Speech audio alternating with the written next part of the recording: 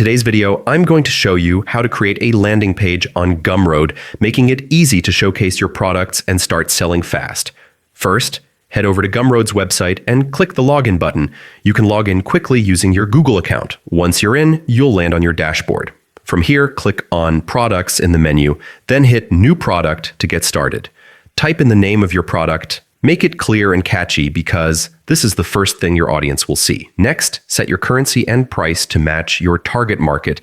Then click Next to move to customization. On the customization page, start by adding an engaging description that tells potential customers everything they need to know. Then create a unique URL for your product to make it easy to find and share. Now, let's make it visually appealing. Upload high-quality images or videos that best represent your product. On the right side, you'll see a live preview. Take a moment to make sure everything looks perfect. When you're happy, click Save and Continue. Finally, add your content type or any additional details, then hit Publish and Continue. And just like that, your Gumroad landing page is live and ready for customers to see.